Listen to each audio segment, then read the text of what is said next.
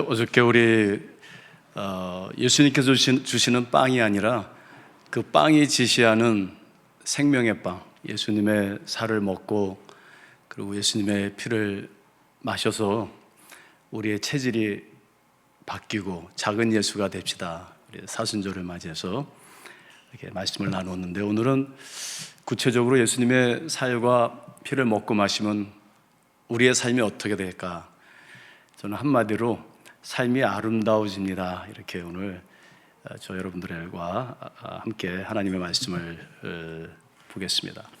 오늘은 본문 강해가 아니고 제가 좀 실용적인 것, 그리고 또 간증을 여러분들과 나누겠습니다. 저희 학교에 외국인 학생들이 많이 있는데요.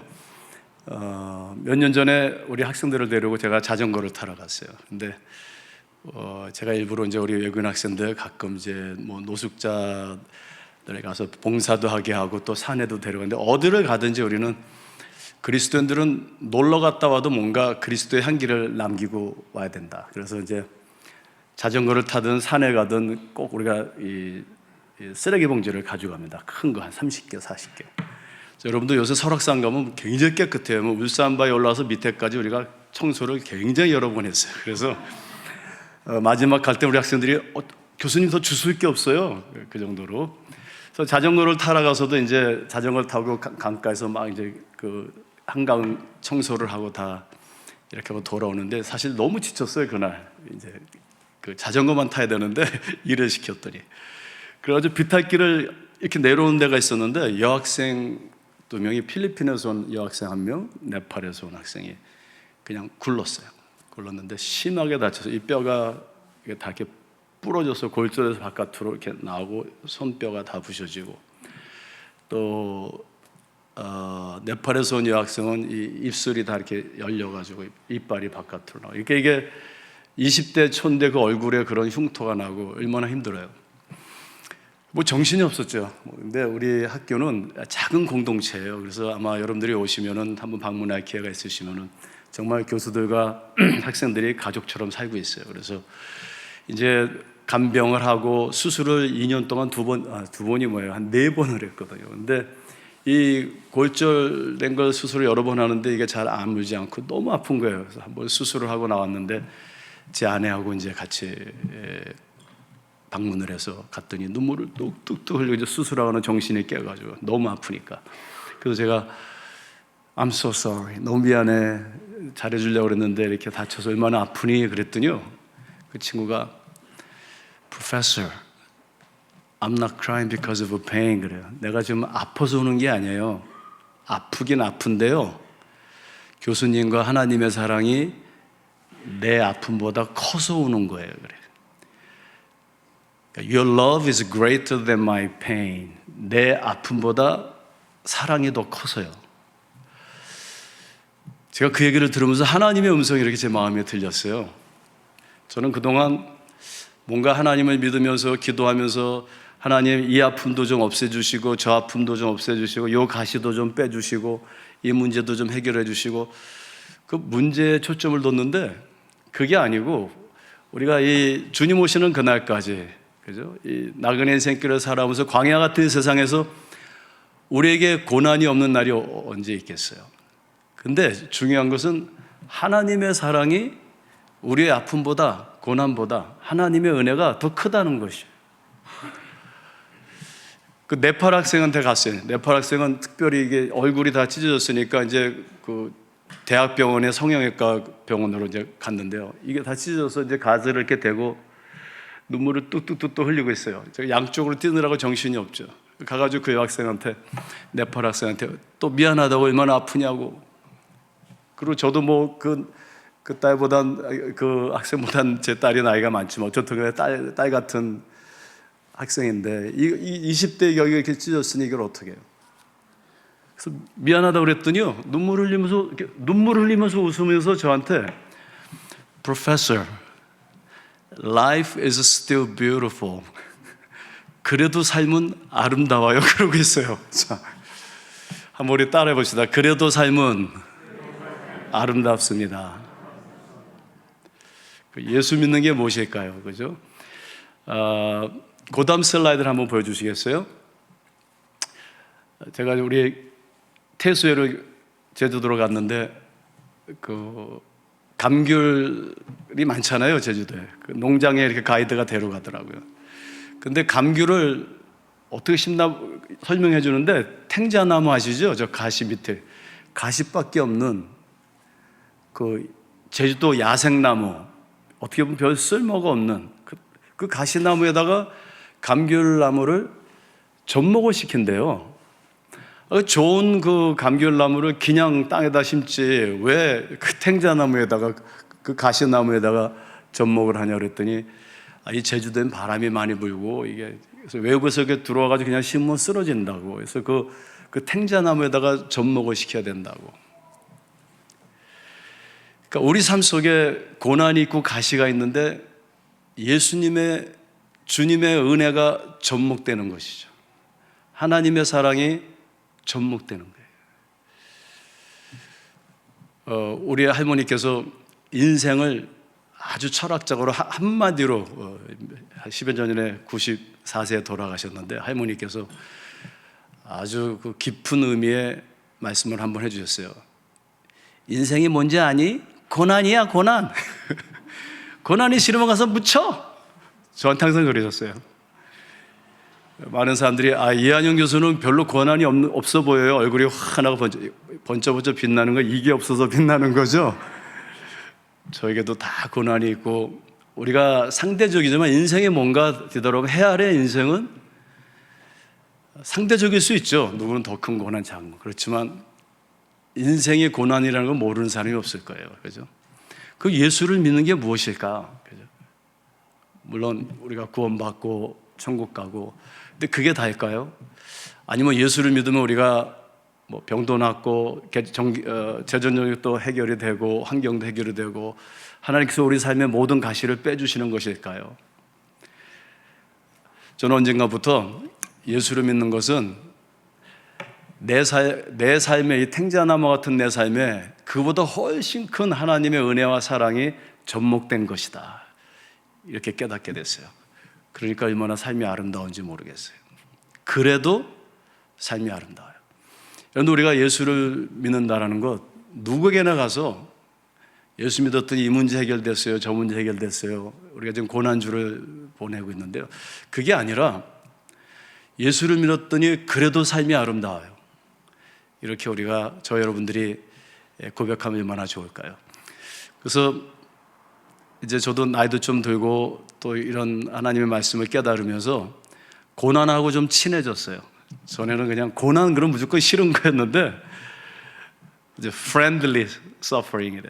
좀 고난하고, 우리 그리스도인들은 고난하고 친해져야 되고, 고난이 와도 그래도 삶이 아름다워요, 이렇게 우리가 고백할 수 있어야 될 줄 믿습니다. 자, 그러면 왜 우리 그리스도인들에게는 삶이 아름다울까요? 아름다운 방법 여러 가지 있어요. 뭐 성형 수술해도 아름답고, 메이크업을 해도 아름답고, 옷을 멋지게 입어도 아름답고, 좋은 차를 몰아도 아름답고, 그것도 아름다움이죠. 우리가 미학적으로 에스테틱이 있어요. 집도 아름답게 꾸밀 수 있고요. 근데 그러한 모습이 아름답다고 해서 삶이 아름다운 건 아니죠. 우리가 그리스도인이 된다는 건 본질적으로 우리가 구원받고 우리의 삶이 아름다운 거예요. 그리고 왜 우리의 삶은 아름다울 수밖에 없을까요? 그죠? 자, 오늘 요한일서 3장 23절 읽었는데, 우리 한번 슬라이드 같이 한번 읽어볼까요? 다시 시작. 그의 계명은 이것이니 곧 그 아들 예수 그리스도의 이름을 믿고 그가 우리에게 주신 계명대로 서로 사랑할 것이니라. 저희 집은 딸 넷에 저 아들 하나예요. 그리고 우리 이북에서 내려올 때 우리 어머님은 외삼촌하고 딱 이렇게 같이 오셨는데, 외삼촌은 딸이 7이에요. 그러니까 저희 집은 모이면 어려서부터 그냥 딸밖에 없어요. 저 아들 저 하나예요. 얼마나 많이 사랑을 받았는지, 어려운 시절에도 꽁치 한 마리라도 제 앞에 딱 갖다 주시고, 이래서 우리 한영이 그래서 또 이렇게 된 거예요. 그런데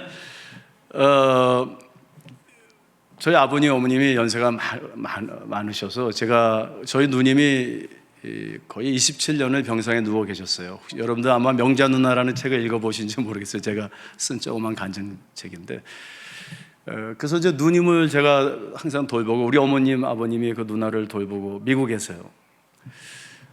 근데 제가 한국으로 오게 된 거예요. 그러니까 제 마음에 누나에 대한 부담, 또 나이 드신 어머니, 아버님이 그 누나를 돌봐야 되는데 한국에 뭐 그냥 나름대로 선교한다 그렇게 따르면서 마음이 무거웠어요. 근데 제가 한국에 오자마자 우리 아버님, 어머님 바로 옆집에, 그 미국 서버브에 가면은 집집마다 이렇게 담이 없잖아요. 그냥 다 잔디밭이고, 저희 좀 뉴저지 남쪽 시골에 살으시기 때문에 바로 옆집에 젊은 부부, 백인 부부가 요만한 애들 셋을 데리고 이사를 오셨어요.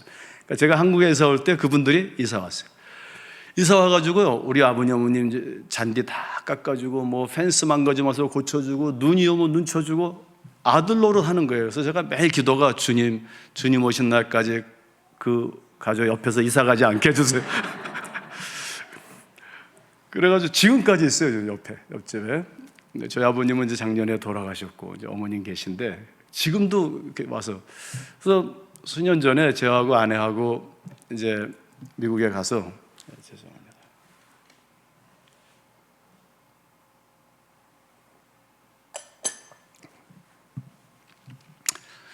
그 부부를 초청했어요. 그래서 이제 식당에 갔죠. 가서 이제 너무 고맙다고, 아니 이렇게 그 얼마나 바쁜데요, 미국 생활이. 자기 잔디 깎기도 사실 힘들거든요. 여름엔 2번씩 깎아야 돼, 두 주에 1번씩. 고맙다고 그랬더니요, 이분이 제가 목사인지 모르고 이제 전도하기 시작하는 거예요. 보니까 크리스천이에요. 밥 존스 나왔어요. 미국에 아주 그 유명한 그 복음주의 그런 신학교인데, 거기 이제 어느 파이낸스 컴퍼니에서 일을 하는 분인데, 막 이제 전도를 하면서, 사실은요, 저희들이 크리스천인데 우리 집의 가훈이 요한일서 3장 23절이에요. 그러니까 이게 하나님의 계명이, 하나님이 원하시는 게 뭐냐면은 예수님을 믿고 서로 사랑하는 거예요. 그래서 저희들은 예수를 믿는 사람들인데, 여기 이사 와서도 또 누구 사랑할 사람 없나 그런데, 바로 옆집에 이렇게 할아버지 할머니 동양인이 영어도 잘 못하시니까 사시니까 자기네가 당연히 기쁨으로 하는 거라고. 제가 얼마나 참 감사하고 제 자신이 부끄럽고, 목사라는 말을 끝내 못했어요. 끝내 못하고 그날부터 이 말씀을 묵상하게 됐어요. 자, 여기 보니까요, 먼저 예수를 믿어야지만 사랑할 수 있다, 이런 이야기예요. 그죠? 여러분들 예수님께서 부활하신 후에 베드로를 마지막에 찾아가시잖아요. 그래서 네가 나를 사랑하느냐? 네. 그럼 양떼를 먹여라. 네가 나를 사랑하느냐? 네. 그럼 양떼를 먹여라. 네가 나를 사랑하느냐? 네, 사랑해요. 양떼를 먹여라. 근데 그 예수님의 질문이 약간 이상해요. 왜 이상하냐면은 저 같으면 이렇게 질문할 거예요. 베드로야, 너는 양떼를 사랑하니? 네. 그럼 양떼를 먹여라. 이렇게 말씀하셔야 되잖아요. 그렇죠? 네가 나를 사랑하느냐? 그럼 나한테 잘하라. 뭐 이러시든지. 근데 네가 나를 사랑해야 된다. 그래야지만 양떼를 먹일 수 있다. 그런 말이에요. 왜 그럴까요? 타락한 우리 이 인간의 본성에는요, 사랑할 만한 능력이 저와 여러분들에게는 없어요. 사실 우리가 누구를 사랑한다는 건 굉장히 이기적이고 정황적이고 환경적이고 소유적이고, 그렇기 때문에 우리가 사랑하는 데는 한계가 있어요. 우리가 누군가를 사랑하면 또 가장 사랑하는 사람은 또 배신을 당해요. 또 사랑하다 우리는 빨리 지쳐버려요. 그래서 예수님께서 너는 네 양떼를 사랑할 수 없어. 너에겐 그런 능력이 없어. 그 사랑의 원천은 나에게 있는 것이야. 그걸 얘기해 주신 거죠. 그러니까 우리가 누구를 사랑할 수 있다는 것은, 요한일서에 보니까 하나님은 사랑이시라. 그리고 사랑이 하나님께 속한 것이요, 그 사랑의 원천이 하나님께로부터 많이 올 수 있다는 것이죠. 사실 우리가 지금 사순절 고난주 십자가를 생각할 때요, 그 십자가가 우리에게 주는 가장 큰 메시지가 뭘까요? 바로 사랑이에요. 하나님께서 우리를 사랑하신다는 거예요. 그 사랑을 저 여러분들이 경험할 때 우린 나가서 사랑할 수 있고요, 가장 아름다운 삶이 무엇일까? 왜 우리는 그래도 삶이 아름다울까요? 우리는 그리스도인들은 사랑할 수 있기 때문이에요. 왜냐하면 하나님, 참된 사랑 되시는 하나님을 우리는 믿고 그리고 그분의 사랑을 경험했기 때문에 그렇죠. 그래서 오늘 저는요, 여러분들에게 그 게리 채프맨이라는 분이 그 사랑의 5가지 언어라는 책을 읽으신 분도 계실 거예요. 근데 그 부부의 사랑에 대해서 이야기하는 거지만 사실 성경학적인 신학적인 그 기반에 의한 것이에요. 5가지의 사랑하는 방법. 하나님은 우리를 어떻게 사랑하셨는가? 그리고 그러므로 우리는 어떻게 사랑할 수 있을까? 사랑할 때, 그 사랑을 경험할 때 우리는 그래도 삶이 아름답다고 고백할 수 있다는 것이에요. 자, 그 다음 슬라이드를 한번 볼까요? 게리 채프맨의 사랑의 언어가 5가지가 있어요. 물론 오늘 우리 이제 말씀의 내용은 이제 좀 다르겠지만 이 5가지인데 죄송하지만 우리 한번 따라해 보겠습니다. 말씀, 섬김, 시간, 교감, 선물. 그 다음을 볼까요? 그 다음 슬라이드요. 자, 맨 처음에요. 하나님은 우리를 어떻게 사랑하셨는가? 말로 사랑하셨어요. 말씀으로. 그죠? 여러분들, 이 말이라는 것은, 언어라는 것은 동물들도 소통을 하지만 우리 인간에게만 하나님이 주신 하나님의 속성을 부여해 주시고 나눠주셨는데 그게 바로 언어죠. 그러니까 사실 이 말씀은 엄청난 능력을 가지고 있죠. 하나님께서 우주 만물을 말씀으로 창조하셨어요. 구약에 보면은 아버지가 아들을 축복하면 축복을 받아요. 저주하면요, 저주를 받아요. 이 말씀은 엄청난 큰 하나님의 은혜요, 사랑이에요. 사실 이 성경을 저는 하나님의 러브 레터다, 사랑의 편지다. 하나님은 말씀으로 우리를 사랑하셨어요. 그죠? 그 에덴 동산에 보면은 한가운데 생명나무와 선악과가 있죠. 그것이 무엇을 상징하는 것일까? 많은 신학자들의 견해가 있고 정의가 있지만요, 칼빈 선생님은 그것을 하나님의 속성으로 설명했어요. 그죠? 선과 악을 구별하는, 그러니까 진리죠. 선과 진리의 말씀. 그 다음에 이 생명나무는 하나님의 생명의 주권, 즉 하나님께서 우리를 하나님의 형상으로 창조하셨음에도 불구하고 하나님을 하나님 되게 하는 속성 하나가 있어요. 절대로 침범하면 안 되는, 우리에게 없는. 그게 뭐예요? 진리와 생명이에요. 하나님은 진리이시고 하나님은 생명이세요. 그 2개에 관한 주권을 갖고 계시고 그 영역을 지배하세요. 그 진리의 말씀이 하는 일이 하나가 있는데 핵심적으로 그 뭐냐면 생명을 창조하는 것이. 하나님의 말씀은 항상 생명을 창조하고 생명을 풍요롭게 해요.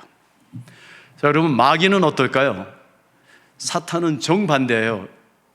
계시록에 봐도 그렇고 요한복음 8장에 봐도 그렇고 예수님께서 이렇게 말씀하셨어요. 그 마귀는 처음부터 거짓말하는 자요, 살인하는 자라. 하나님은 진리의 말씀이고 그 진리의 말씀이 생명을 부여하는데요, 사탄은 거짓말하고 그래서 그 거짓말로 사람을 죽이는 정반대 일을 하는 거죠. 예수님께서 나는 길이요 진리요 생명이니. 예수 그리스도는 어떤 길이냐? 예수 그리스도를 통해서 우리는 하나님의 진리의 말씀과 생명을 부여받게 되는 것이죠. 자, 그러니까 사탄이요, 이 세상을 어떻게 지배하냐면 딱 2가지예요. 거짓말로 사람을 죽이는 일을 하는 거예요.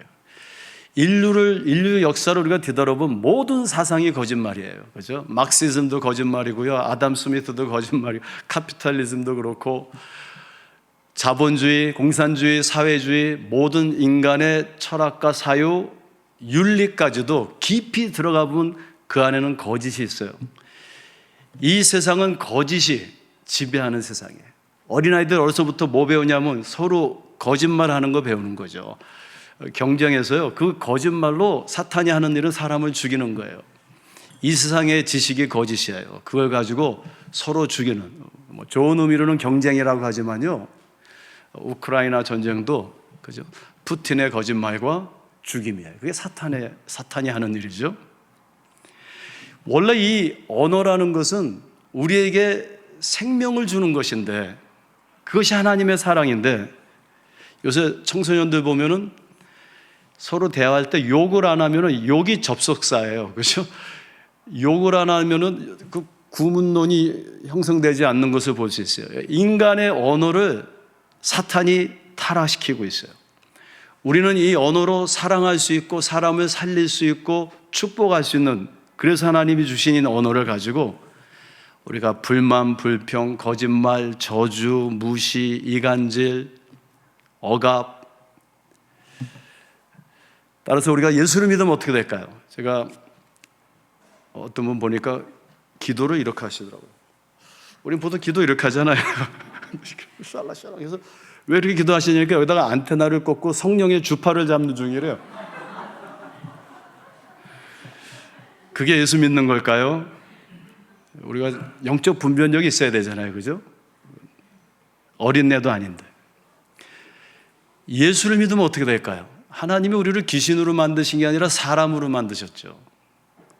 그 예수를 믿으면요, 사람이 사람됨으로 회복되는 것이에요. 원래 사람.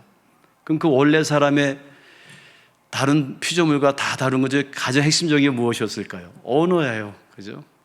예수를 믿으면 우리의 언어가 긍정적인 언어가 되고요, 축복하는 언어가 되고 사랑하는 언어가 되는 것이죠. 우리 어르신들 말씀이 옳아요. 말이 뭐가 된다고요? 씨가 되는 거예요. 말이 씨가 돼요. 그래서 우리는 예수를 믿기 때문에 진리를 이야기하게 되고요, 사람을 축복하고 또 사람을 덕을 세우는 말을 하게 되고요, 그죠? 용서하는 말을 하게 되고요. 저희 집에 저는 딸이 하나예요. 그러니까 많이 낳고 싶은데 이렇게 임신이 안 돼서 너무 예뻐서 어려서부터 이제 대화를 많이 했어요. 제가 항상 무릎에 놓고 한나야 인생이 뭐냐 이러면서 아주 대화를 많이 해서 지금 32살인데도 친구처럼 지금도 거의 매일 미국에 있지만 이렇게 대화를 많이 해요. 근데 그 친구가 어렸을 때, 태어났을 때 저는 병원에서 이제 의사로 좀 일을 하다가 소명을 받아서 신대원을 가게 됐어요. 그리고 이제 신대원에 가서 결혼을 했어요. 근데 결혼하자마자 제 아내가 또 미국에는 이제 의과 대학원을 가잖아요. 의과 대학원을 간 거예요. 얘가 태어났는데 아내는 새벽같이 이제 가고 학교 가서 밤늦게까지 오고, 저는 뭐 애 키우고 뭐 신학교 공부하고 아르바이트하고 정신이 없는 거예요. 교회 일하고. 그래서 할 수 없이 우리 애를 그때는 할머니께서 살아계셔서 할머니한테 맡기고 주말에 가서 데려오는 거예요. 그랬더니 얘가요, 미국에서 태어났는데 그 서버브에서 할머니하고 하루 종일 그 한국 그로서리에 가서, 우리 할머니는 그 이제 비디오 이렇게 빌려오셔가지고 한국 사극만 보시는 거예요, 하루 종일. 그 우리 애가 미국에서 태어났는데 한국말, 영어를 못하는 거예요. 사극만 보고 이제 자라나는 거예요. 제가 주말에 우리 딸 데리러 가면 아빠 성흥이 만극하옵나이다 이렇게 인사가 완전 조선시대 그 언어가 되어버렸어요. 유치원 끝내고 초등학교 들어가야 되는데 유치원 선생님이 저한테 좀 보세요. 그래서 찾아갔더니 네 딸이 어떻게 미국에서 태어났는데 영어를 못하냐고. 그 동네가 백인 동네라 얘가 조금하고 그냥 키도 조금하고 동양이고 백인 아이들은 영어도 못하니까 왕따를 당한 거예요. 1년 동안. 우리 전혀 모르고 있었던 거죠. 선생님이 얘기해 주는 거예요. 얘가 사회성이 없다고, 자기네들이 왕따 시킨 건 모르고, 그래서 걱정된다고, 그리고 수학을 못한다고. 이렇게 수학을 못하는 게 아니라 영어가 잘 안 들리니까 못했겠죠. 가만히 생각해 보니까 가슴이 철렁해요. 그때 정신 차린 거예요. 아니, 내 딸이, 저는 고등학교 1, 2학년 때 정말이에요, 대학교 1학년, 2학년 calculus 1, 2 그 대학 수학을 다 끝냈어요. 그리고 제 아내는 공부하면서 미국에서 학원에서 SAT 학원에 가서 수학을 가르쳤어요. 그러니까 저하고 아내는 수학을 잘하니까 잘할 줄 알았죠. 근데 1 더하기 1도 못한다라는 거예요. 얘 초등학교 보내면은 너무 스트레스 받겠다. 그래가지고 유치원을 재수시켰어요. 제 딸이 이래봐도 유치원부터 재수하나 해요. 아마 전무후무할 거예요. 그래가지고 1년을 재수시키고 1년 늦게 초등학교 1학년을 들어갔는데 계속 못해요. 이제 4학년부터 이제 점수를 주잖아요. 선생님들이 A, B, C, D 줘요. 근데 사실 너무 속상해가지고 말이 여기까지, 야 너는 왜 이렇게 공부를 못하니? 너는 왜 너 다리 밑에서 주워 왔어? 뭐 이런 말이 막 여기까지 나오는데 말이 뭐가 돼요? C가 돼요. 절대로 그러면 안 돼요. 그래서 이제 우리 딸을 이렇게 껴안고, 한나야, 너 이제 선생님이 점수를 줄 건데, okay, the grade goes from A, B, C, D야. 근데 A, B, C, D는 뭐냐면은 1등, 2등, 3등이 아니고 비타민 A, B, C, D야. 그러니까 얘가 웃어요. 그러니까 비타민은 어떻게 먹어야 돼요, 여러분들? 골고루 먹어야 돼. B만 막, 너 너무 D만 많이 먹으면 콜레스테롤 올라와서 이거 다 막히고 막. 그래서 다 설명을 해줬어요. 그러니까 너 A만 먹나 이거 놀지도 마. 그거 이상한 거야. 아빠도 옛날에 골고루 먹었어. 근데 아빠하고 딱 2가지만 약속하자. 너는 건강하고 하나님께서 엄마 아빠도 주시고 그래서 학교 갈 수 있잖아. 얼마나 감사해. 그러니까 열심히 할 것. 우리 애는 뭐든지요 정말 열심히 해요. 지금도 그래요. 그때 약속한 거예요. 2번째는 너는 예수님 믿는 사람이니까 진실해야 돼. 그러니까 치링하면 안 돼. 컨닝하면 이렇게 남의 거 보고 이렇게 시험 절대로 하지 마니까. 아빠, I never do that. 걱정하지 말아요. 그래서 애가 공부는 이렇게 뭐 잘하는 건 아닌데 밝아요. 밝게 자라면서 어른들하고도 잘 지내고 선생님들한테도 공부 못해도 선생님들이 다 좋아하고 열심히 그냥 에버러지 정도 가더라고요. 근데 이제 4학년 때 한 번은 리포트 카드를 이제 갖고 들어오면 얘는 Daddy, 바이타민 C 이러면서 들어와요. 그러면 저는 막 속상한 거죠. 겉으로는 그렇게 얘기했지만 속으로는 이게 내 자식인가 막 이러면서 고민을 하는데 하루는 이러고 들어오는 거예요. 그래서 딱 보니까 수학이 매스가 F가 나왔어요.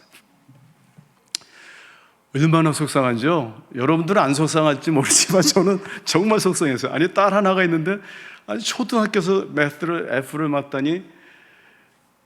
그래서 속으로 내가 이거 너무 나이스하게 준 거 아닌가? 오늘은 한 대 좀 때리든지 좀 이 스피치 테라피를 좀 세게 해서 말로 쇼크를 한번 줘야 되겠다.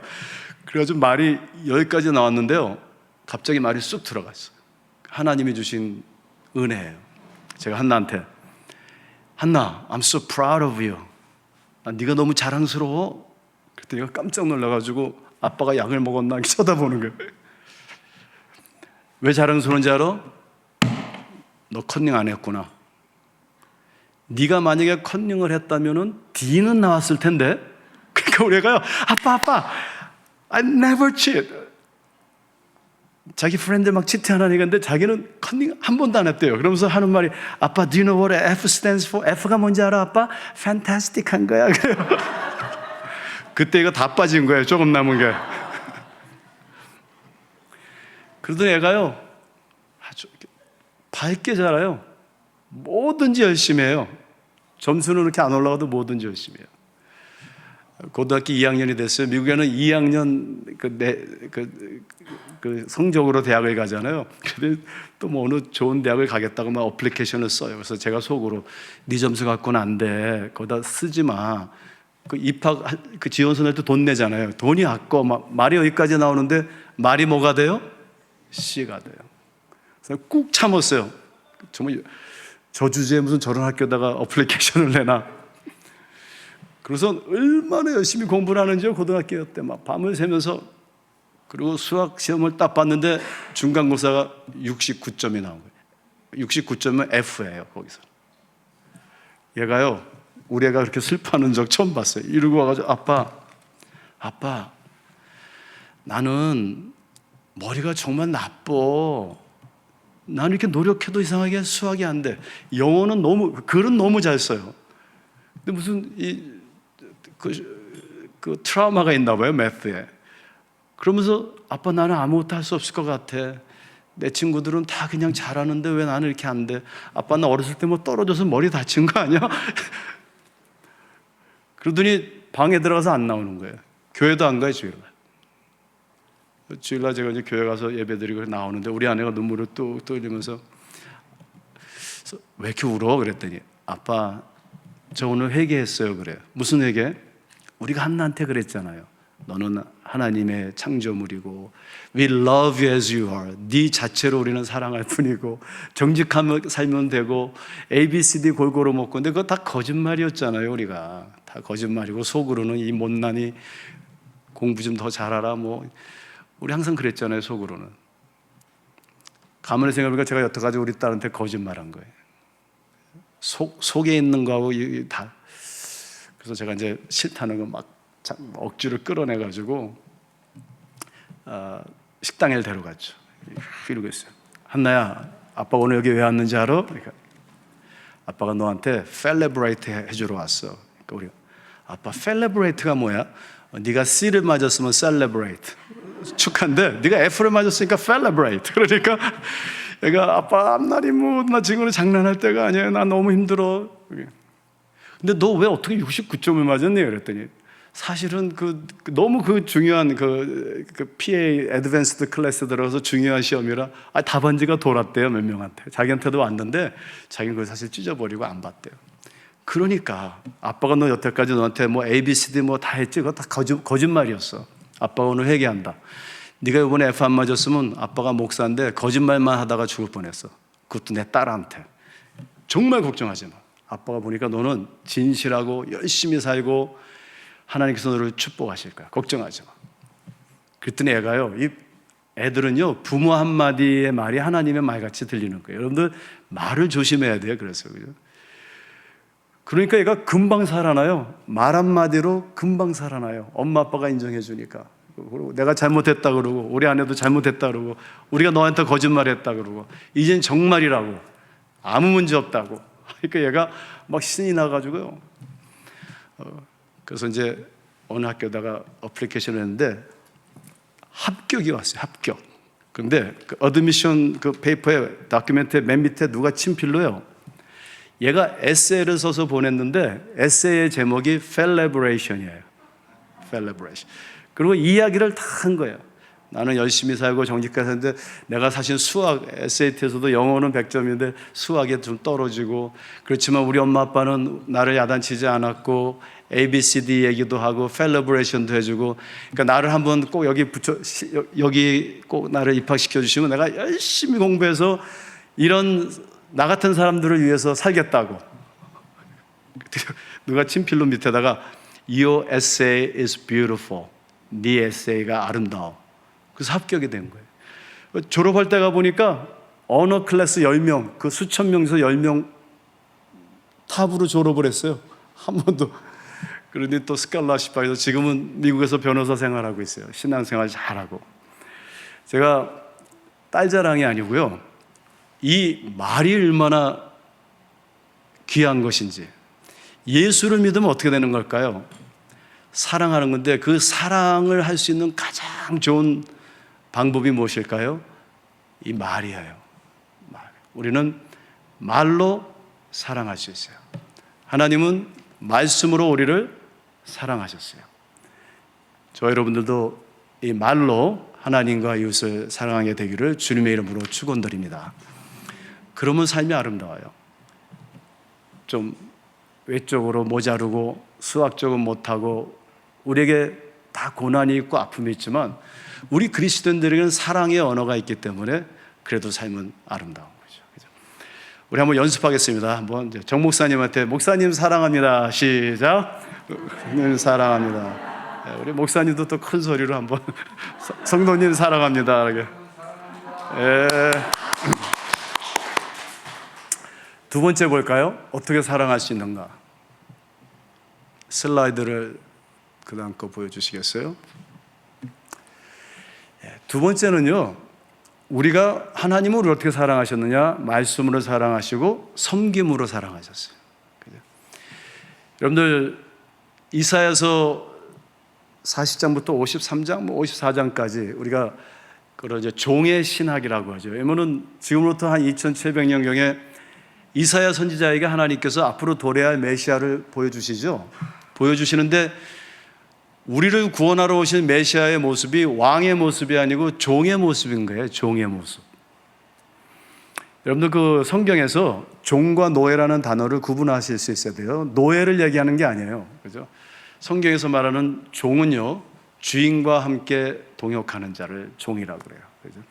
자, 근데 그 에베드, 히브리어로 종의 모습이 나타나죠. 근데 실제 신약에 가보면, 빌립보에서 보면 예수님께서 자신은 하나님과 동등하심에도 불구하고 그것으로부터 내려오셔서 자신을 비우시고 무슨 모습으로요? 종의 모습으로 오셨다 그랬어요. 종의 모습으로 있는 그 신이 존재할까? 신화에도 없어요. 기독교에만 있어요. 그죠? 하나님께서 인간의 몸을 입으실 뿐만 아니라 종으로 오셨다. 예수님께서 나는 섬김을 받으러 온 것이 아니라 너희들을 섬기러 왔다. 이렇게 얘기한 거예요. 여러분, 우리가 예수님을 믿으면요, 섬기는 자가 되기 때문에 우리의 삶이 아름다운 것이에요. 원래 우리 인간은 하나님께서 창조하실 때요, 섬김 받는 자로 창조하지 아니하셨어요. 그건 타락 이후에요. 처음부터 우리는 하나님께서 모든 피조물을, 에덴 동산을 가꾸고 모든 동물들을 섬기는 자로 우리를 창조하셨어요. 그러니까 예수를 믿으면 그 원래 섬김의 인간의 본성이, 속성이 회복되는 것이에요. 그죠? 그러니까 우리가 예수를 믿으면 나를 부인하고 뭐 섬김 받기를 포기하는 게 아니에요. 그건 잘못된 생각이에요. 예수를 믿게 되면 원래 섬기는 존재로 창조를 하셨기 때문에 우리의 그 섬김의 속성이 회복되는 거예요. 여러분들, 나무는 뿌리를 이렇게 땅에 깊이 박고 있어야 되고, 물고기는 물에서 수영을 해야 되고, 새는 날아야 되는 것처럼 우리는 섬길 때 아름다운 거예요. 우리는 섬길 때 정말 사람 냄새가 나는 거예요. 타락한 인간은 왜 이렇게 문제가 많을까요? 첫째는 사랑의 언어를 잃어버렸기 때문에. 두 번째는요, 섬김 받고자 하기. 서로 경쟁해가지고 거짓말해서 저 사람 죽이고 다 무섭게 만들어서 나를 섬기게 만드는, 이게 이 타락한 문명, 인간 문명의 세계관이고 그게 현실이죠. 우크라이나 전쟁 왜예요? 러시아 섬겨라 이거죠. 서로 이 세상은 나를 섬겨라 때문에 부부싸움, 부모 자식, 교회, 이 교회는 안 그렇게, 우리 영동교회는 안 그렇겠죠. 어느 교회 가면 꼭 주일날 누가 나한테 인사했나 안 했나 체크하러 오는 분이 계세요. 그죠? 여러분, 우리는 섬길 때 기쁨이 있는 거예요. 섬길 때 사랑이 있고, 섬길 때 우리의 삶이 아름다운 것이죠. 저는 그 여자들만 있는 집에서 자라나가지고 부엌이라는 데로 가봤어요.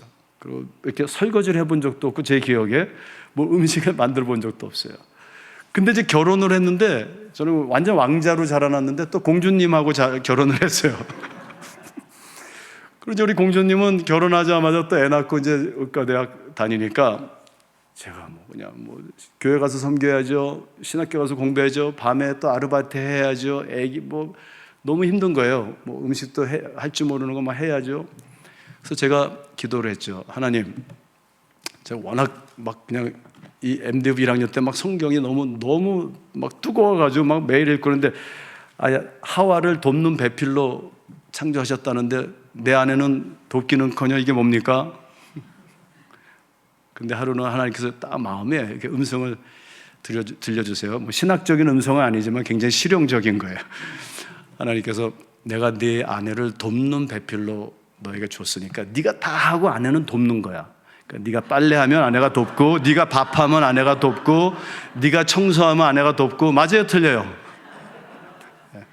전혀 공감을 안 하시는데, 그래서 제가 그럼 음식부터 해야 되겠다. 그래서 이제 아직도 우리 집에 있지만 요만한 거 조그만 책인데 20권이에요. 쿠킹북인데 요리책 20권 발륨 딱 그거 사가지고 저는 뭐든지 공부해야 되니까 2년 동안 연구하면서 다 해봤어요. 그래가지고 음식을, 죄송합니다, 무지하게 잘해요. 제가 그냥 제가 제일 좋아하는 프로그램이 냉장고를 부탁해. 그거 딱 보면은 냉장고가 딱 열리면 저는 뭐가 딱 떠올라요. 15분에 끝내잖아요. 저는 12분이면 하는데 그래가지고 제가 맛있게 이렇게 해주면 저도 얼마나 바삐 살았어요. 그래도 제가 아침 저녁으로 어느 때 새벽에 미리 해놓고, 그 딸하고 우리 아내는요, 제 음식을 너무 좋아해가지고 우리 집에서는 식당 가자 그러면 다 그냥 아빠 거 먹고 싶은데. 그래서 아내하고 딸을 조금 섬겼더니, 그 조금이잖아요. 쿠킹하는 게 얼마나 재밌어요. 이게 아트예요, 예술이에요. 그래서 제가 캄보디아에 가서 한 6개월 있었는데요. 제 딸을 대학 졸업하자 같이 데려갔어요. 6개월 봉사시켰어요. 그러니까 24시간을 한 방에서 같이 캄보디아에서 같이 지내는 거예요, 딸하고. 그래서 제가 딸한테 약속했죠. 우리가 여기서 6개월 동안 아빠가 하루에 한 끼 매번 새로운 거를 너한테 먹여줄게. 그래서 6개월 동안 정말 매일 새로운 디쉬를 해줬어요. 상상력을 다 발휘해가지고. 그래서 이제 이렇게 하니까 우리 딸하고 아내가 어떻게 할까요? 가만히 있을까요? 100배는 더 잘해줘요, 저한테. 우리 딸하고 아내는 제가 무슨 일을 해도 신뢰하고 한없는 자유를 저한테 줘요. 우리 딸이 지금 32살인데도 이래라 그러면 꼭 이래고 저래라 그러면 저래요. 요만큼 섬겼는데 그렇게 나한테 잘해줘요. 그것도 두 여인이. 그죠? 제가 기쁠까요? 슬플까요? 그래서 제가 밥해 먹으니까 기쁠까요? 슬플까요?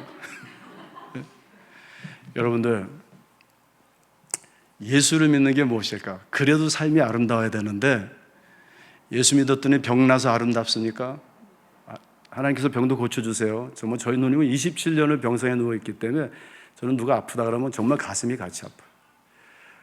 재정적인 문제도 그래요. 환경적인 문제도 그래요.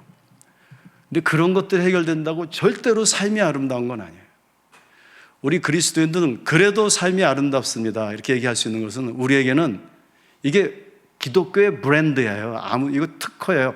여러분, 성경에 분명히 하나님은 사랑이시라, 그리고 그 사랑은 하나님께 속한 것이다, 이렇게 딱 도장을 찍어 놓으셨어요. 예수를 믿으면 우리의 언어가 사랑의 언어로 바뀌고, 예수를 믿으면 우리의 삶이 섬김의, 사랑으로 섬기는 삶으로 바뀌는 거예요. 저는 이제 나이도 좀 있고, 우리 학교에서 뭐 부총장이고 교수고 뭐 대학원장이고 뭐 타이틀이 좀 여러 개 있어요. 그렇지만 제가 한 번도 아니라면 좀 무의식 중에서 거짓말도 될 수 있지만, 정말 저는 마음에 나는 종이다, 항상 그런 마음 갖고 있어요. 우리 직원들의 종이다, 우리 학생들의 종이다, 모든 사람들의 종이다, 내 아내의 종이다. 그래서 우리 학생들 오면 꼭 제가 문 열어드리고, 학생 와서 인터뷰가 나갈 때 꼭 나가서 복도에 가서 이렇게 인사해요. 우리 학생들에게. 왜? 제가 종이잖아요. 가끔 직원들이 뭐 부총장님 올라갈까요? 내가 내려갈게요. 내려가요. 왜요? 우리가 종이니까. 얼마나 행복한지 몰라요. 그러면 삶이 아름다워요. 여러분들, 그런 섬김이 여러분들의 삶에 있기를 주님의 이름으로 축원드립니다. 세 번째 볼까요? 사랑은요, 시간을 나누는 거예요. 근데 여러분들, 헬라어에는 시간에 대해서 두 언어가 있어요. 크로노스라는 단어가 있고 카이로스라는 게. 크로노스는 시간의 정량적인 면을 이야기하는 것이죠. 1시, 2시, 3시, 4시. 근데 카이로스는 그 시간의 퀄리티, 그죠? 정성적인 것을 이야기하는 거예요. 그러니까 시간이라는 개념이 참 뭐 아인슈타인의 상대 이론도 있지만 굉장히 복잡하죠? 근데 쉽게 정량적으로 볼 수 있고 정성적으로 볼 수 있는데, 여러분들, 제가 정말 사랑하는 사람하고 서울에서 부산까지 걸어가면은 몇 시간 걸릴까요?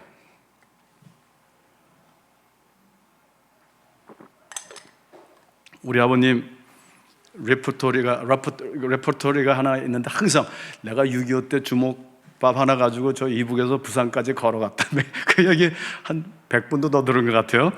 근데 뭐 얼마큼 걸렸다 그랬어요. 근데 정말 사랑하는 사람하고 서울에서 부산까지 걸어가면 얼마큼 걸릴까요? 1초도 안 걸려요.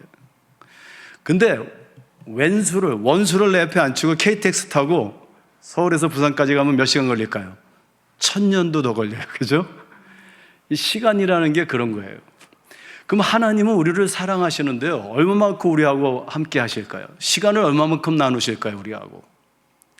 하나님은 우리와 하루에 24시간, 평생, 영원히 우리와 함께 시간을 나누시는 거예요. 왜 그럴까요? 하나님이 우리를 사랑하시기 때문에 그런 거예요. 자, 그런데요, 제가 한번 이렇게 생각해 봤어요. 하나님께서 나하고 같이 지내시면 행복하실까, 그렇지 않으실까 생각을 해봤어요.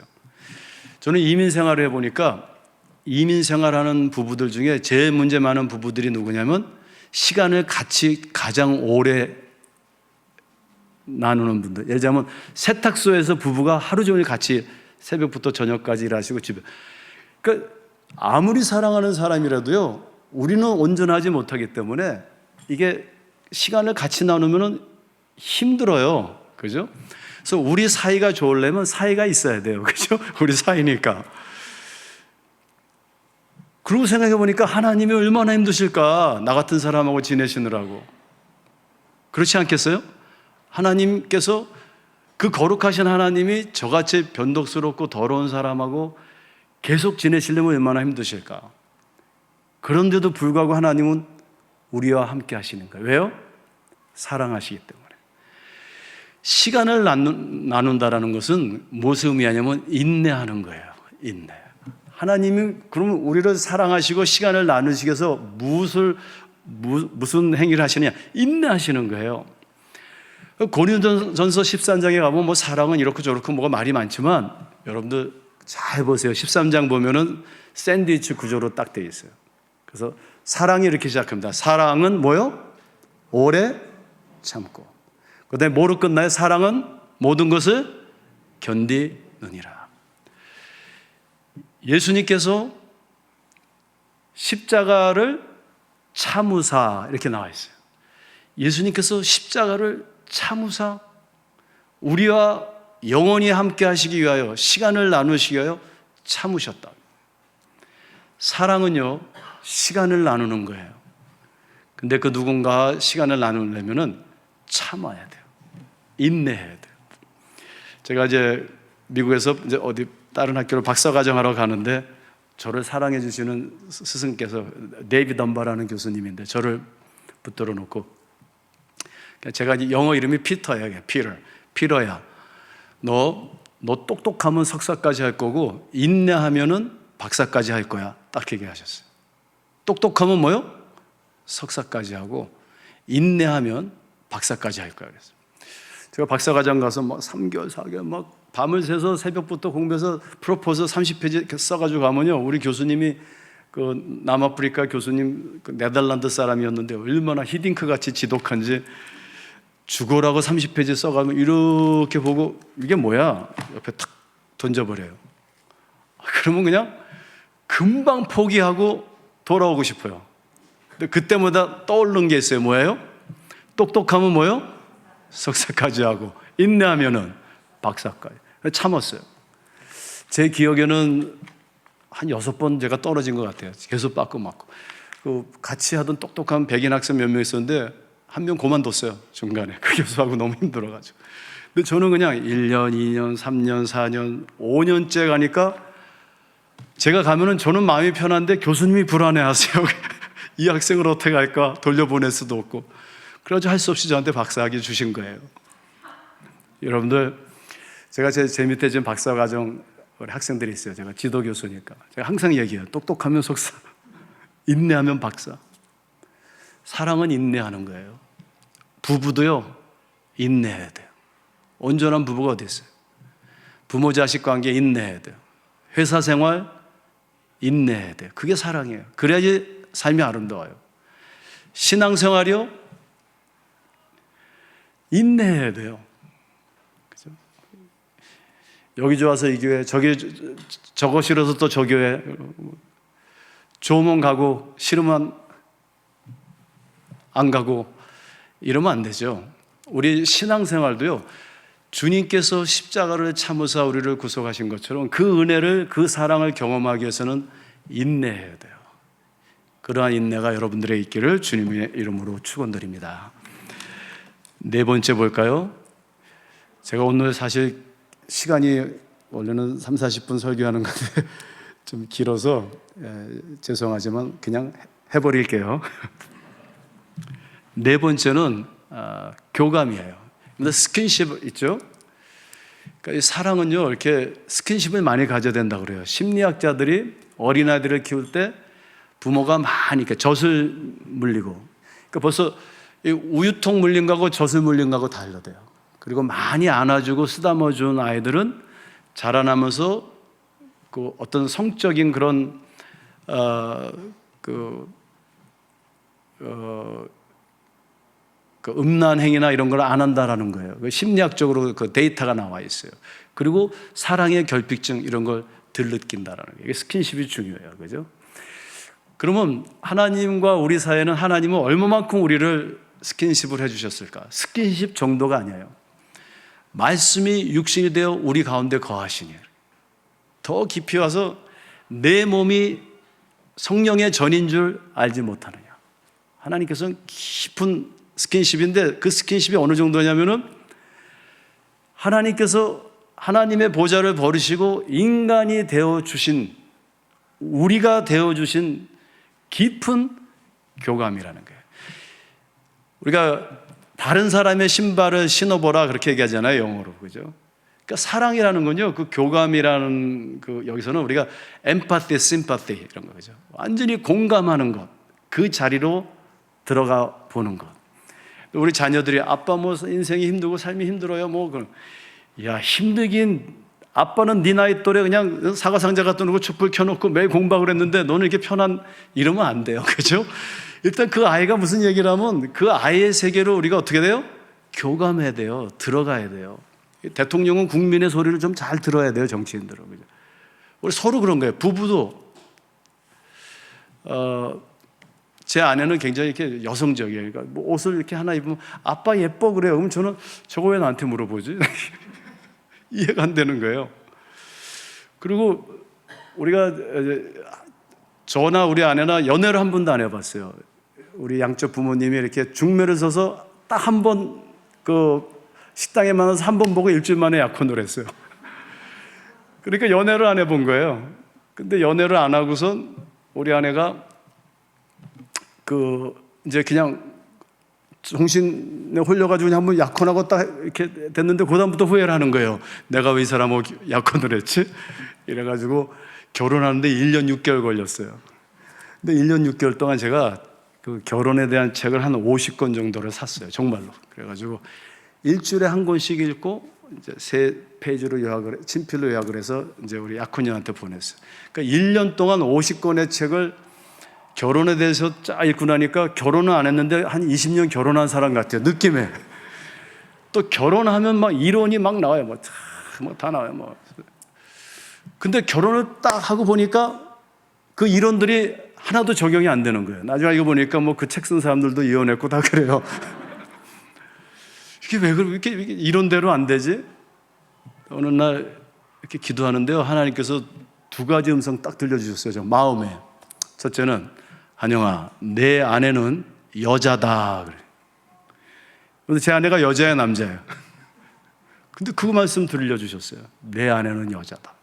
2번째는 내 아내의 성은 임씨다. 저는 이씨고 거기는 임씨예요. 언어가 다르고 성장해온 환경이 다르고 세계관이 다르고 문화가 달라요. 우리 아내가 왜 저한테 예뻐요? 물어볼까요? 여자니까요. 그러면 저는 어떻게 하면 돼요? 공감하면 돼요. 그죠? 어디 볼까? 예뻐. 그죠? 그래서 그 음성을 들은 이후로 오늘날까지 제가 60이 넘었지만 거짓말만큼 안 하시고 매일 신혼여행 온 기분으로 살아요. 정말이에요. 제가 어디 가도 아내가 또 전화 와요. 아빠 빨리 보고 싶어. 너무 간단해. 뭐예요? 공감이고 교감이에요. 저희 아버님이 연세가 많으셔서 제 아내가 한국에 와 있을 때 1년에 한 번씩 꼭 모셨어요. 부활절 때. 그래서 한국에 모셔서 이제 한 달 동안 제 아내가 이렇게 구경도 시켜드리고 막 이렇게. 제 아내한테 너무 고맙죠. 여러분들 아내를 잘 섬기고 공감해주면요, 아내가 알아서 다 이렇게 또 효도를 해요. 제가 막 하지 말라고 일부러. 그래도 해요. 우리 부모님이 나이가 많으시니까 미국에서 1년 내내 누워 계시다가 부활절만 되면 예수님처럼 같이 부활하세요. 한국에 오고 싶으셔서. 그래서 이제 오시는 거예요. 그러니까 좋은 식당 모시고 가죠. 그러면요, 우리 어머님이 한영아, 여기 가지 말고 저기 가자 그래요. 어디냐? 차 한 대도 없고 텅텅 빈 식당이에요. 우리 어머님은 항상 야, 하나라도 더 팔아주자. 제가 우리 어머님이 좋은 식당 가자 얘기해 보신 걸 제가 들어본 적이 없어요. 가만히 생각해 보니까. 어디 가서 도넛 이만큼 사오세요. 왜 사오셨어요? 안 팔리고, 그거 너무 안 팔려. 제가 생각했죠. 내가 앞으로 누구를 대접할 때는 좋은 식당 모시고 가고, 나 혼자 갈 때는 안 되는 식당을 찾아가자. 그래서 이제 그다음부터 이렇게 하는데, 안 되는 식당 찾아가는 거 힘듭니다. 한번 찾아보세요. 안 되는데 어딘가. 그렇게 안 되는데 찾으려면 힘들어요. 근데 놀라운 건 안 되는데 가서 들어가면요, 더 잘해주고 어느 때는 생각해도 너무 맛있는 집이 많아요. 여러분들 사순절 때 금식하지 마시고 안 되는 식당들 가세요. 그게 진정한 금식이에요. 공감해 주는 거예요. 우리가 그 사람의 아픔에 공감하고 그 자리로 내려가는 거예요. 하나님은 저 거룩한 곳에서 뭐 그리스의 신화에 나오는 신들처럼, 힌두교의 뭐 브라함처럼 번쩍번쩍해서 너희들 잘 살아 거룩해, 이런 게 아니에요. 하나님, 우리가 믿는 하나님은 우주 만물을 창조하신 참된 유일신 하나님이심에도 불구하고 그 보좌를 버리시고 낮고 낮은 말구에 인간이 되어서 오셔서 우리와 공감해 주셨어요. 그래서 하나님은 이사야가 본 메시아는 종의 모습인 거예요. 우리를 섬기고 사랑하는 모습으로 공감하러 오신 거예요. 예수를 믿으면 왜 삶이 아름다울까요? 우리는 공감할 줄 아는 사람이 되는 거예요. 교감할 줄 아는 사람이 되는 거예요. 나 거룩해, 나 잘났어, 나 기도 많이 해, 이게 아니에요. 자, 마지막으로 볼까요? 5번째는요, 선물이에요. 그래서 여러분들, 뇌물이 아닙니다. 사랑은 선물을 주는 거예요. 뭔가를 표하는 거죠. 최근에 우리 외국인 학생 하나가, 교수님 정말 사랑해요 그러면서, 근데 내가 돈도 없고 무슨 선물을 해드릴까, 그래서 이걸 가져왔어요. 요만한 상자도 열어보니까요, 학 종이를 이렇게 색종이로 해서 해가지고 1000개를 다 적었어요. 그 외국인 학생이 교수님한테 사랑을 표하는데 그걸 가져왔는데, 정말 뭐 몇백만 불 받은 것보다 더 감사하다고. 근데 그보다 더 큰 선물이 있어요. 하나님이 세상을 이처럼 사랑하사 독생자를 주셨으니 누구든지 그를 믿는 자는 멸망치 않고 영생을 얻게 하려 하심이니라.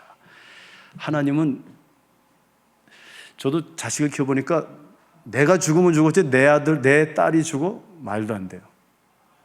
하나님의 독생자 예수 그리스도를 우리에게 선물로 주셨어요. 자, 그런데 그 선물의 내용이 뭐죠? 용서예요. 사랑의 제일 큰 것이 하나 있는데 그게 바로 용서하는 거예요. 우리가 하나님의 사랑을 경험하게 된 것은 하나님께서 우리를 용서하셨기 때문에 그래요. 용서의 선물이 없으면 진정한 사랑이 나눠질 수 없고 공급될 수 없고 그것을 경험할 수가 없어요. 제가 어떤 사람하고 법적으로 한 3년을 싸웠어요. 그래가지고 제가 승소했죠. 그 일로 인해서 그 사람은 잡을 잊어버렸어요. 젊은 사람이. 기도하는데 하나님께서, 야, 너는 신학자고 목사고 뭐 이런데 그 나이 어른 사람하고 3년을 싸워. 그래서 네가 속이 시원하냐? 용서도 못하고. 제가, 하나님 잘못했어요. 제가 용서합니다. 말로만 그러면 안 돼. 그 친구 지금 잡이 없어. 잡을 얻어줘. 그래서 매일 기도했어요. 하나님, 그 친구 좋은 잡을 다시 얻게 해주세요. 1년이 가도 잡을 못 얻어요. 잡 쉽지 않죠. 저희가 일했던. 근데 어느 날 그 친구가 꼭 갈 수 있는 어떤 잡을 제가 알게 됐어요. 그래서 그 책임자하고 만나게 돼가지고 내가 사실 이렇게 법적으로 나랑 싸운 사람이 있는데 이렇게 해서 지금 잡을 잃었는데 사실 싸우다 보니까 이렇게 됐지, 참 좋은 사람이에요. 참 좋은 사람이고 실력도 있고 그러니까 제발 이 잡 좀 그분한테 줬으면 좋겠다 부탁을 드렸더니 그분이, 아니 교수님하고 싸운 사람을 왜 나한테 붙이려고 그래요? 그래서 제가 또 설명을 했죠. 그랬더니 그분이, 그래 그럼 내가 교수님을 신뢰하고 믿고 한번 해보겠습니다. 예, 고마워요. 제발 비밀로 해주세요. 그래서 전화번호를 드리고 이렇게 해서 취직이 됐어요. 몇 년이 지났어요. 전화가 왔어요. 교수님, 그러니까 그분이에요. 교수님이 제 잡을 얻어주셨다면서요. 제가 그때 너무 잘못했어요. 아니에요, 제가 잘못했어요. 목사고 신학자고 뭐 이런데 좀 나이도 많고 내가 잘못했어요. 아니에요, 내가 잘못했어요. 근데 그때요, 얼마나 제가 기쁜지, 그때 깨달은 게 뭐냐면은 용서받는 것도 기쁘지만요, 용서하는 기쁨은 말로 표현할 수가 없어요.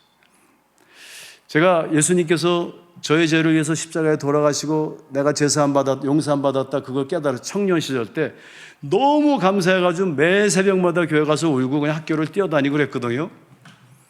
근데 그거보다 더 기뻐요. 그러면서 깨달은 게 있어요. 아, 하나님은 우리를 용서하시기를 죽기까지 기뻐하시는구나. 억지로 우리를 용서하시는 게 아니고요, 생명을 내줘도 가치가 있는, 그래서 우리를 용서하시는구나. 제 생각에 여러분들 제가 인도네시아 가서 이제 우리 인도네시아 목회자들 이제 3일 동안 여러 가지 했어요. 뭐 교회 행정, 신학 뭐 여러 가지. 맨 마지막 날 보니까 앞에 어떤 젊은 분이 항상 아침, 점심, 저녁으로 와 있는데, 물론 평신도들 있고, 용서에 대해서 얘기를 하는데 갑자기 탁 일어나더니 나가버리는 거예요. 어제 제가 마음이, 이분이 뭐 상처를 입었나? 오전 강의인데 점심이 됐어요. 그러니까 거기 목사님이 오셔서, 교수님, 우리 성도 중에 한 분이 꼭 교수님 점심 식사를 대접하고 싶대요. 원래 안에서 먹게 돼 있는데 잠깐 나갔다 옵시다. 나갔더니 아까 나갔던 분이 자기 부인하고 애를 데리고 나왔어요. 그분이 옛날에 인도네시아에서 뭐 몇째 가는 그런 재벌이고 그랬대요. 비즈니스 크게. 그러다가 여러 가지 뭐 재정적인 문제가 생겨서 감옥에 가고, 그리고 중국으로 도망갔대요. 도망갔다가 중국에서 예수님을 믿고 본어겐이 돼가지고 이제 인도네시아로 다시 돌아와서 사업을 하는데, 이제 사업이 잘 돼서 그 컨퍼런스도 그분이 다 돈을 댄 거 그런 거래요. 아주 열심히 그냥 하나님의 말씀대로만 살겠다고 막 이러면서. 근데 자기가 비즈니스 하면서 정말 죽이고 싶은 사람, 너무 미운 사람이 하나 있었다는 거예요. 근데 그날 용서 얘기를 듣고 내가 여기서 더 기다리면 용서 못할 것 같아서 뛰어나가서 전화로 용서하고 내일 만나기로 했대요. 너무 기쁘다고. 결론을 내겠습니다. 우리 한번 따라 해보죠. 그래도 삶은 아름답습니다. 우리가 이 생활 살아가면서 항상 건강하고 잘 되고 좋은 환경이면 좋겠죠. 근데 그렇지 않잖아요. 그죠? 그래도 우리는 아름다운 삶을 살 수 있습니다. 왜냐하면 우리에게는 하나님의 사랑이 있고, 그리고 우리는 그 사랑을 실천할 수 있기 때문에 그래요. 이게 얼마나 큰 은혜예요. 우리 아픔보다 가시보다 훨씬 큰 거예요. 그럼 누구를 사랑해야 될까요? 가장 가까운 사람부터 사랑하세요. 가장 가까운 사람. 멀리 생각하지 마세요. 어디 가장 가까운 사람. 한 말씀만 드리고 말씀을 마치겠습니다. 우리 아버님이 목사님이세요. 그런데 우리 아버님 시대 목사님들은 가정이 없어요. 그냥 오직 교회와 성도님들만이 해서 은행에 돈이 1원이 있는지 10원이 있는지도 모르세요. 그렇게 하나님을 섬긴 거 저는 보면서 자라났어요. 우리 아버님이 94세에 이제 돌아가셨는데, 그게 이제 뭐 잘한 거라는 거는 말하고 싶지 않아요. 그런데 참 그렇게 사셨어요. 근데 돌아가실 때 제가 미국에 7월에 가서 병원에 갔는데, 아버님이 겨우 몇 마디 하시고 그 다음에 3일 동안 말씀을 안 하시고 돌아가셨어요. 마지막 유언이에요. 저희 아버님 굉장히 이승만 대통령 시절에 최초로 대한민국에 국방부 가니까 이름이 있어요. 군목을 세우신 분이고 일을 많이 하셨어요. 남미에 또 선교사로도 계셨고 그래서 이제 무슨 말을 하실까 기대를 했죠. 유언이 딱 3마디 하셨어요. 엄마한테 잘하라. 잘해. 엄마 참 좋은 사람이다. 내가 사랑 많이 받았다. 네 엄마 침대 매트레스, 큐션이 다 헐었는데 그거 바꿔줘라. 두 번째는 우리 아버님이 매일 아침마다 커피를 끓여주셨대요. 우리 아버님은 결혼하셔가지고 그 옛날 분인데 속옷을 우리 어머니한테 못 빨게 하셨대요. 아버님이 평생 빠르셨어요. 아침이면 어머니한테 커피, 어머니 아침에 커피 한 잔 드시는 거예요. 그 다음에 맥도날드를 싫어하신대요. 버거킹을 사드리래요. 딱 3마디. 근데 제가요, 아버님이 너무 자랑스러웠어요. 너무 자랑스러웠어요. 우리 아버님의 사랑이 가장 옆에 있는 우리 어머니에게 그 마지막 말씀을 남기는 걸 제가 들으면서 나도 저렇게 살아야 되겠다. 여러분들 뭐 내가 사랑에 모여가지고 세계로 나가고 그거는 하나님이 알아서 하실 일이고, 제일 가까이 있는 분, 여러분들 가족, 아내, 남편, 자녀, 교회 성도들, 이웃들, 옆집, 아까 그 우리 아버님 옆집에 사는 그 분들처럼 그러한 사랑. 그래서 우리가 어딜 가든 간에요, 그래도 삶은 아름답습니다, 이렇게 고백하면서 사시는 저 여러분들 되시기를 주님의 이름으로 축원드립니다. 다 같이 기도하겠습니다. 하나님, 너무 감사합니다. 저희들의 삶 속에는 광야 같은 이 나그네 인생길 살아가며 우리 삶 속에 참 많은 상처와 어두운 부분들과 가시들이 아직도 남아있지만 그래도 삶은 아름답습니다 고백할 수 있는 저희들 될 수 있도록 주님께서 십자가에서 피를 흘리시고 우리를 대속해 주신 거 감사합니다. 우리 영동교회 온 교우들, 성도님들 정말 하나님의 사랑으로 저들의 삶이 늘 아름다울 수 있도록 축복해 주시옵소서. 예수님의 이름으로 감사하며 기도드립니다.